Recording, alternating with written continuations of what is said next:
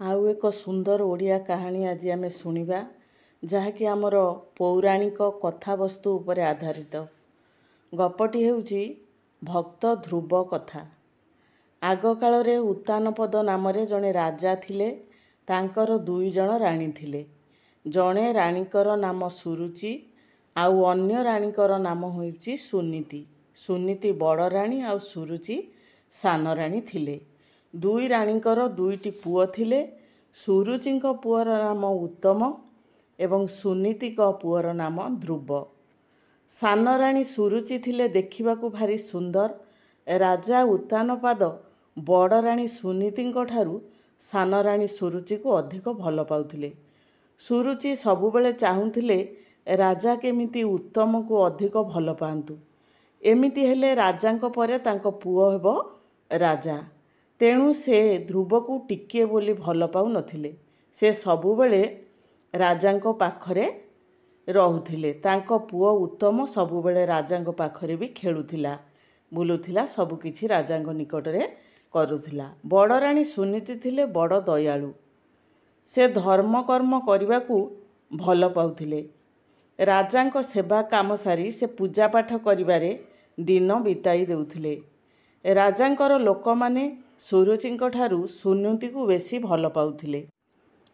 ପିଲାଟି ଦିନରୁ ଧ୍ରୁବ ମାଆଙ୍କୁ ଭାରି ଭଲ ପାଉଥିଲା। ସେ ସବୁବେଳେ ମାଆଙ୍କ ପାଖରେ ରହୁଥିଲା। ଆଉ ମାଆଙ୍କ ଠାରୁ ପୁରାଣ କଥା, ରାମଙ୍କ କଥା, କୃଷ୍ଣଙ୍କ କଥା ଶୁଣିବାକୁ ଭଲ ପାଉଥିଲା। ଦିନକର ଘଟଣା, ସେଦିନ ରାଜା ରାଜକାର୍ଯ୍ୟ ସାରି ଭିତର ଘରକୁ ଆସିଲେ। ପିଲାଙ୍କ ସହିତ ଖେଳିବା ପାଇଁ ତାଙ୍କର ଭାରି ମନ ହେଲା। ସେ ଭିତର ଘରେ ଥିବା ସିଂହାସନରେ ବସିଗଲେ। ସେ ଘରେ ଧ୍ରୁବ ଆଉ ଉତ୍ତମ ତ ଖେଳୁଥିଲେ। ବାପା ଆସନରେ ବସିଯିବା ଦେଖି ଧ୍ରୁବ ଖେଳ ଛାଡ଼ି ତାଙ୍କ ପାଖକୁ ଦୌଡ଼ିଗଲା, ଆଉ ତାଙ୍କ କୋଳରେ ବସି ପଡ଼ିଲା। ରାଜା ଉତ୍ତାନପାଦ ଧ୍ରୁବକୁ ଭାରି ଭଲ ପାଉଥିଲେ, କାରଣ ଧ୍ରୁବ ଥିଲେ ଶାନ୍ତ ସ୍ୱଭାବର ପିଲା। ସେ ଭାରି ଧୀର ସ୍ଥିର ଥିଲେ, ଆଉ ରାଜାଙ୍କ କୋଳରେ ବସି ଦିଅଁ ଦେବତାଙ୍କ କଥା ପଚାରିବାକୁ ସେ ଭଲ ପାଉଥିଲେ। ରାଜା ଧ୍ରୁବଙ୍କ କୁନି ମୁହଁରୁ ଏମିତି କଥା ଶୁଣି ରାଜାଙ୍କୁ ବହୁତ ଖୁସି ଲାଗୁଥିଲା। ହେଲେ ସାନ ପୁଅ ଉତ୍ତମର ମନ ସବୁବେଳେ ଖେଳରେ। ସେ ରାଜାଙ୍କୁ ଦେଖି ନ ଦେଖିଲା ଭଳି ତା ଖେଳରେ ମାତିଥିଲା। ସବୁବେଳେ ଖେଳିବା, ଭଲ ଭଲ ଜିନିଷ ପିନ୍ଧିବା, ଭଲ ଜିନିଷ ଖାଇବାରେ ତାର ଆଗ୍ରହ ଥିଲା। ଧ୍ରୁବ ତ ରାଜାଙ୍କ କୋଳରେ ବସିଥିଲେ। ରାଜା ତାଠାରୁ ଖନି ଖନି କଥା ଶୁଣିବାକୁ ତ ଭଲ ପାଉଥିଲେ। ବାପ ପୁଅ ଦୁହେଁ ଏମିତି ହସ ଖୁସି ହେବାରେ ଲାଗିଥିଲେ। କେତେ ସମୟ ହେଲାଣି କେହି କାହାକୁ ଛାଡ଼ୁନଥିଲେ। ଇଆଡ଼େ ଉତ୍ତମ ମଧ୍ୟ ତା ଖେଳରେ ମାତିଥାଏ। ଖେଳ ଛଡ଼ା ଯେମିତି ଆଉ କିଛି ତା ପାଇଁ ଭଲ ଜିନିଷ ଦୁନିଆରେ ନାହିଁ। ଏତିକି ବେଳେ ରାଣୀ ସୁରୁଚି ସେଇ ଘର ଭିତରକୁ ପଶି ଆସିଲେ।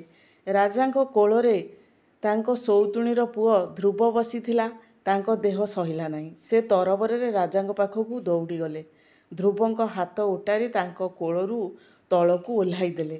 ସୁରୁଚି ସେତେବେଳେ ଆଖି ତରାଟି ଧ୍ରୁବକୁ ଚାହିଁ କହିଲେ, ଧ୍ରୁବ, ରାଜା ପରା ରାଜକାମ ସାରି ହାଲିଆ ହୋଇଯାଇଛନ୍ତି।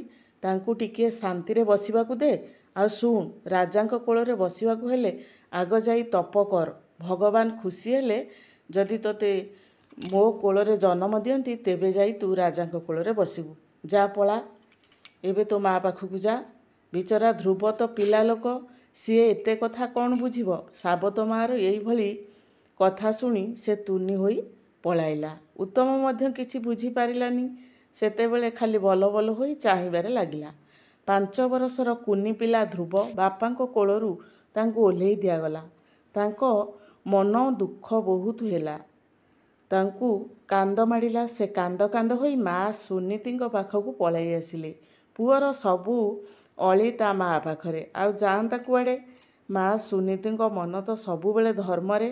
ସେ ଟିକିଏ ବେଳ ପାଇଲେ ଏକୁଟିଆ ବସି ଦିଅଁ ଦେବତାଙ୍କ କଥା ଭାବୁଥାନ୍ତି। ଧ୍ରୁବ ତାଙ୍କ ପାଖକୁ ଆସୁଥିବା ବେଳେ ସେ ଏମିତି କେତେ କଥା ଭାବୁଥିଲେ। ହେଲେ ଧ୍ରୁବକୁ ଦେଖିବା କ୍ଷଣି ତାଙ୍କ ଛାତି ଦାଉଁ କିନା ହୋଇଗଲା। ଗୋଟିଏ କୁନି ପିଲା, ପୁଣି ରାଜାଙ୍କ ବଡ଼ ପୁଅ, ସେ ପୁଣି କାନ୍ଦି କାନ୍ଦି ଆଖି ମଳି ମଳି ଆସୁଛି। କାହା ଦେହ ସହିବ ଯେ ପାଟରାଣୀ ସୁନୀତିଙ୍କ ଦେହ ସହନ୍ତା। ଧ୍ରୁବ ସିଧା ସିଧା ମାଆଙ୍କ ପାଖକୁ ଗଲେ। ମାଆଙ୍କ ଗୋଡ଼ ତଳେ ବସିପଡ଼ି ଏକାବେଳକେ ସବୁ କଥା କହିଗଲେ। ରାଣୀ ସବୁ କଥା ଶୁଣିବା ପରେ ତାଙ୍କ ଆଖିରୁ ଲୁହ ଝରି ପଡ଼ିଲା। ସେ ପୁଅକୁ ବୁଝାଇ କହିଲେ, ଆରେ ବାପା, ସାବତ ମା ଯାହା କହିଲେ ଠିକ୍ କହିଲେ। ଉତ୍ତମ ଭଳି ତୁ ଯଦି ରାଜସିଂହାସନରେ ବସିବାକୁ ଚାହୁଁଛୁ ତେବେ ଭଗବାନଙ୍କୁ ଡାକ। ଭଗବାନ ତୋ ଡାକ ନିଶ୍ଚୟ ଶୁଣିବେ, ତୁ ରାଜା ହେବୁ। ଧ୍ରୁବ ମାଙ୍କ ଠାରୁ ଏଇଭଳି କଥା ଶୁଣି ସାଙ୍ଗେ ସାଙ୍ଗେ ଅଗନା ଅଗନି ବଣକୁ ପଳାଇଗଲା। ଧ୍ରୁବ ସିନା ସାହସର ସହିତ ତପସ୍ୟା କରିବା ପାଇଁ ଘରୁ ବାହାରି ପଡ଼ିଲା, ହେଲେ ତପ କି ଜିନିଷ କେମିତି ହେବ ତାଙ୍କୁ ଜଣା ନଥିଲା। ବିଚରା କରିବେ କ'ଣ? ବଣର ନିରୋଳା ଅଙ୍କା ବଙ୍କା ବାଟରେ ମନେ ମନେ ଭଗବାନ ଭଗବାନ ବୋଲି କହି କହି ସେ ଚାଲିଥିଲେ। ଏତିକି ବେଳେ ନାରଦ ସେଠାରେ ପହଞ୍ଚିଗଲେ। ନାରଦ ଜଣେ ଦେବତାଙ୍କର ଋଷି। ଧର୍ମକର୍ମ ଆଉ ଭଗବାନଙ୍କ ବିଷୟରେ ସେ ସବୁ କଥା ଜାଣନ୍ତି। ସବୁବେଳେ ଲୋକଙ୍କର ମଙ୍ଗଳ କରୁଥାନ୍ତି। ଆଉ ଭକ୍ତକୁ ଦେଖିଲେ ସେ ତାଙ୍କୁ ବହୁତ ଭଲ ପାଆନ୍ତି। ଧ୍ରୁବଙ୍କୁ ଅଗନା ଅଗନି ବଣରେ ଦେଖି ନାରଦ ତାଙ୍କୁ ଘରକୁ ଚାଲିଯିବା ପାଇଁ କହିଲେ। ହେଲେ ଧ୍ରୁବ ମନା କଲେ। ସେ କହିଲେ, ମୁଁ ଭଗବାନଙ୍କୁ ନ ପାଇଲେ କେବେ ଘରକୁ ଯିବି ନାହିଁ। ଧ୍ରୁବଙ୍କର ଅଟଳ ପଣ ଦେଖି ନାରଦ ଖୁସି ହୋଇଗଲେ। ସେ ଧ୍ରୁବଙ୍କୁ ଯମୁନା ନଦୀ କୂଳକୁ ନେଇଗଲେ। ଯମୁନା କୂଳରେ ମଧୁବନ ନାମରେ ଗୋଟିଏ ସୁନ୍ଦର ବଣ ଥିଲା। ସେଠାରେ ଧ୍ରୁବକୁ କହିଲେ, ବାପା, ତୁ ଏହି ଗଛ ମୂଳରେ ଓଁ ନମୋ ଭଗବତେ ବାସୁଦେବାୟ ବୋଲି ଡାକୁଥିବୁ। ତୋ ଡାକ ଶୁଣି ଭଗବାନ ନିଶ୍ଚୟ ତୋ ପାଖକୁ ଆସିବେ। ଏହାପରେ ତପ କରିବାର ବିଧି ନିୟମ ସବୁ କଥା ଧ୍ରୁବଙ୍କୁ ବତାଇଦେଲେ। ତାଙ୍କୁ ଏକୁଟିଆ ସେହିଠାରେ ଛାଡ଼ି ନାରଦ ଚାଲିଗଲେ। ଧ୍ରୁବ ବଣକୁ ପଳାଇ ଯିବା କଥା ଶୁଣି ଉତ୍ତାନପାଦଙ୍କ ମନ ଦୁଃଖ ହେଲା। ହେଲେ ସିଏ କାହାକୁ କିଛି ନ କହି ଚୁପଚାପ ରହିଲେ। ଏଣେ ଧ୍ରୁବ ନାରଦ କହିବା ଅନୁସାରେ ତପସ୍ୟାରେ ଲାଗିଲା। ନାରଦ ତ ତାକୁ 12 ଅକ୍ଷରରେ ଭଗବାନଙ୍କ ନାମ ଶିଖାଇ ଦେଇଥିଲେ। ସେ ଗଛ ମୂଳରେ ଏକ ଗୋଡ଼ିଆ ଠିଆ ହୋଇ 2 ହାତ ଯୋଡ଼ି ଭଗବାନଙ୍କ ନାମ ଜପ କରିବାରେ ଲାଗିଲେ। ପ୍ରଥମ ମାସରେ ଧ୍ରୁବ 3 ମାସ ଉପାସ ରହିବା ପରେ ଚତୁର୍ଥ ଦିନ କଇଥ, ବରକୋଳି, ଆତ ଇତ୍ୟାଦି ଫଳ ସବୁ ଖାଇଲେ। ଦ୍ୱିତୀୟ ମାସରେ 7 ଦିନ ପରେ ଗଛରୁ ପଡ଼ୁଥିବା ପାଚିଲା ଫଳ ଆଉ ଶୁଖିଲା ପତ୍ର ଖାଇ ତପ କଲେ। ତୃତୀୟ ମାସରେ 9 ଦିନରେ ଥରେ ପେଟ ପୂରାଇ ଖାଲି ପାଣି ପିଇ ତପ କଲେ। ଚତୁର୍ଥ ମାସରେ କେବଳ 12 ଦିନରେ ଥରେ ପବନ ନିଶ୍ୱାସରେ ନେଇ ତପ କଲେ। ପଞ୍ଚମ ମାସଠାରୁ ଆଉ ପବନ ବି ନେଲେ ନାହିଁ।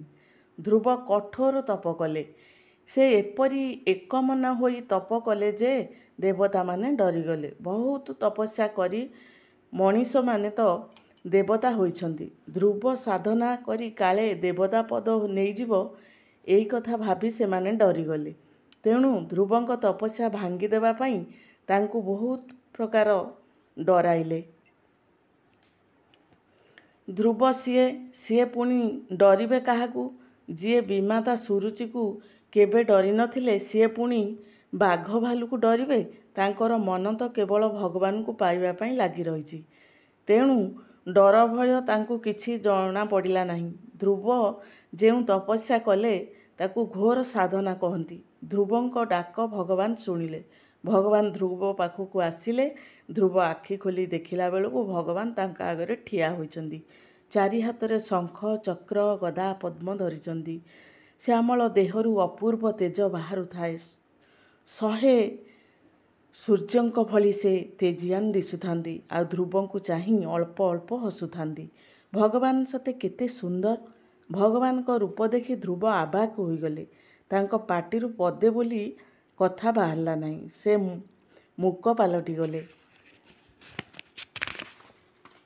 ଭଗବାନ ଭକ୍ତର ଏମିତି ଦଶା ଦେଖି ଆହୁରି ହସିଲେ। ସେ ହସି ହସି ହାତରେ ଧରିଥିବା ଶଙ୍ଖକୁ ଧ୍ରୁବଙ୍କ ମୁଣ୍ଡରେ ଛୁଆଇଁ ଦେଲେ। ବାସ୍, ଏତିକିରେ ଜଗତର ସବୁ ପ୍ରକାର ପାଠ ଜ୍ଞାନ ଧ୍ରୁବଙ୍କ ମନରେ ପଶିଗଲା। ସେ ଜ୍ଞାନୀ ହୋଇଗଲେ। ଭଗବାନ ଧ୍ରୁବଙ୍କୁ ଆଶୀର୍ବାଦ ଦେଲେ ଓ ଏଥର ଭଗବାନଙ୍କ କଥାରେ ଧ୍ରୁବ ଘରକୁ ଫେରିଲେ। ଧ୍ରୁବ ଭଗବାନଙ୍କୁ ଦେଖି ଆସିଥିବା କଥା ରାଜା ଉତ୍ତାନପଦ ଜାଣିବା ପରେ ତାଙ୍କର ଆନନ୍ଦ କହିଲେ ନ ସରେ। ସେ ଧ୍ରୁବଙ୍କୁ ରାଜା କରିଦେଲେ। ଧ୍ରୁବ ବହୁତ ଦିନ ରାଜା ହେବା ପରେ ସ୍ୱର୍ଗକୁ ଗଲେ। ସ୍ୱର୍ଗରେ ତାଙ୍କ ପାଇଁ ଉତ୍ତର ଦିଗରେ ରାଜ୍ୟ ତିଆରି ହୋଇଥିଲା। ସେଠାରେ ତାଙ୍କୁ 7 ଜଣ ଋଷି ଘେରି ରହି ତାଙ୍କଠାରୁ ଆଜି ପର୍ଯ୍ୟନ୍ତ ଭଗବାନଙ୍କ କଥା ଶୁଣୁଛନ୍ତି। ଏମାନଙ୍କୁ ସପ୍ତର୍ଷି ମଣ୍ଡଳ କୁହାଯାଉଛି। ଯାହାକୁ କି ଯେଉଁ ତାରା 7ଟି ରହିଛି ସେ ହେଲେ କ୍ରତୁ, ପୁଲହ, ପୁଲସ୍ତ୍ୟ, ଅତ୍ରି, ଅଙ୍ଗିରା, ବଶିଷ୍ଠ, ମରୀଚି। ଯିଏ ଭଗବାନଙ୍କ ଭକ୍ତ ତାକୁ ସବୁ ଲୋକେ ମୁନି ଋଷିମାନେ ଦେବତାମାନେ ଭାରି ଭଲ ପାଆନ୍ତି। ଦୁଃଖ କଷ୍ଟ ତାକୁ କେବେ ହୋଇନଥାଏ। ଯିଏ କେବେ ହେଲେ ମିଛ କୁହେ ନାହିଁ, ଯିଏ ସମସ୍ତଙ୍କୁ ଭଲ ପାଏ, ଆଉ ଯିଏ ଏକମନା ହୋଇ କାମ କରେ, ତାକୁ ଭଗବାନ ବହୁତ ଭଲ ଲାଗନ୍ତି। ଯୁଗ ଯୁଗକୁ ସେହିପରି ଲୋକଙ୍କର କଥା ସମସ୍ତେ ମନେ ରଖିଥାନ୍ତି।